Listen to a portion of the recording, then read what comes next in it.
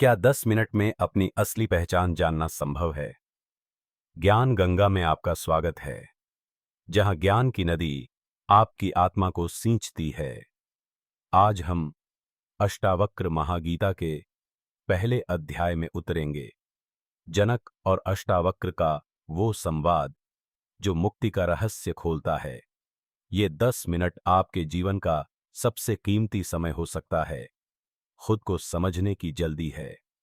हम जनक के सवालों, अष्टावक्र के गहरे जवाबों और आत्मा की अनंत आजादी को खोजेंगे। चलें इस ज्ञान के महासागर में। मिथिला का राजा जनक अपने विशाल महल में बैठा, सोने चांदी से घिरा, पर मन में एक तूफान।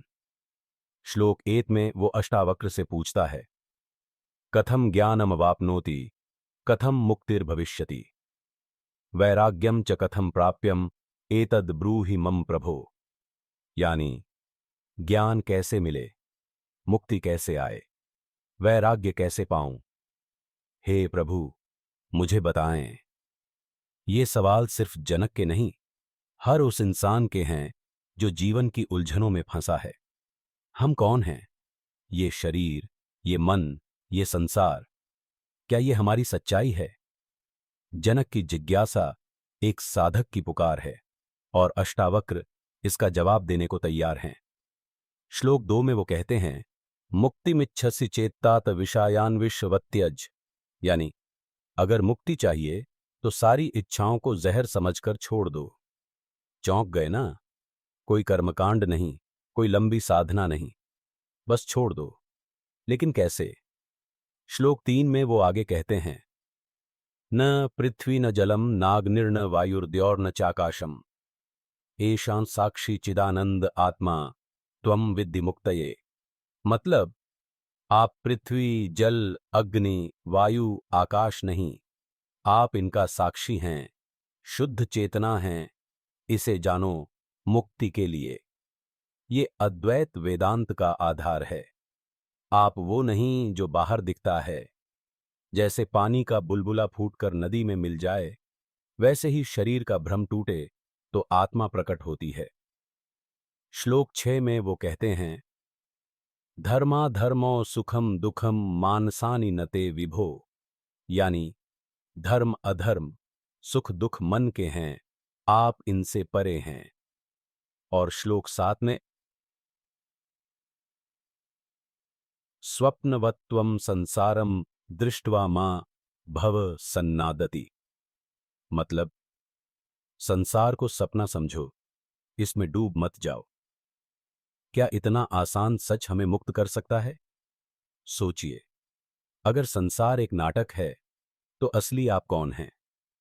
जैसे सिनेमा देखते वक्त स्क्रीन पर रोते हैं पर जानते हैं ये सच नहीं, वैसे ही ये जीवन एक भ्रम है। श्लोक 8 में वो कहते हैं, एकः सर्वगतोऽसि त्वं न ते बंधो न मुक्तता। यानी आप सर्वत्र हैं, न बंधन आपका, न मुक्ति। ये शुरुआत ही इतनी गहरी है कि मन हिल जाए। लेकिन ये तो बस पहला कदम है। चलें आगे इस ज्ञान को और गहराई से समझें। अब बड़ा सवाल, आप वास्तव में कौन हैं? श्लोक 4 में अष्टावक्र कहते हैं, यदि देहम पृथक कृत्वा चिति विश्राम्यति तदा मुक्तोऽसि त्वं चिदानंद आत्मा च गुरुरसि स्वयं। मतलब अगर शरीर को अलग कर चेतना में विश्राम करो तो आप मुक्त हैं, आप शुद्ध चेतना हैं, खुद अपने गुरु। ये कितना गहरा है। आपकी त्वचा, हड्डियां, सांस, ये आप नहीं। श्लोक 9 में वो कहते हैं, न ते संगोस्ति केनापि किन शुद्धस्त्यक्तुमिच्छसि। यानी आपका किसी से लगाव नहीं, शुद्ध होकर क्या छोड़ना चाहते हो? सोचिए, अगर आप पहले से शुद्ध हैं तो ये सारी मेहनत किस लिए? श्लोक 11 में, सर्वं च त्वं च सर्वत्र साक्षी चासि निरंजनः। मतलब आप सब कुछ हैं, सर्वत्र हैं, निर्दोष साक्षी हैं। जैसे सूरज बादलों को देखता है पर गीला नहीं होता, वैसे ही आप जीवन को देखते हैं पर उसमें फंसते नहीं। श्लोक 12 में वो कहते हैं, न ते बंधः न मुक्ति स्याद् यदा चित्तम न चेतति। यानी जब मन कुछ सोचता नहीं तब न बंधन है न मुक्ति। ये कितना अनोखा है। मन की चुप्पी ही मुक्ति है। श्लोक 13 में सुखम दुखं च देहस्य न तवास्ति कदाचन। मतलब सुख दुख शरीर के हैं, आपका कभी नहीं। कल्पना करें, आप दर्द को देखें पर उसे अपना न माने, क्या वो आपको बांध सकता है? श्लोक 14 में वो जोड़ते हैं, न ते कर्म न चास्था च न च त्वम कर्म कर्तृता। यानी न आपके कर्म हैं, न आसक्ति, न कर्मों का कर्तापन। और श्लोक 15 में यदा आत्मानमादाय देह न मनति स्वयं तदा संसारम च नास्ति तस्य मुक्तस्य सर्वदा। मतलब जो आत्मा को जान लेता है वो न शरीर को मानता है न संसार को, वो हमेशा मुक्त है। ये ज्ञान ऐसा है जैसे शेर अपनी परछाई देखे और भेड़ों का भ्रम छोड़ दे। जैसे आंखें खुलते ही सपना टूट जाता है, वैसे ही आत्मज्ञान से संसार का जाल टूटता है।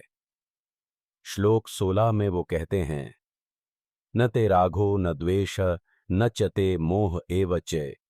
यानी न राग न द्वेष न मोह आपके हैं। ये सारी भावनाएं मन की हैं और आप मन से परे हैं। इन 10 मिनट में ये सच पकड़ें, आप अनंत चेतना हैं, देह या मन नहीं। क्या आप इसे अब भी महसूस कर सकते हैं? चलें इस सत्य को और गहराई से देखें। अब सबसे बड़ा रहस्य, क्या आप सचमुच बंधे हैं?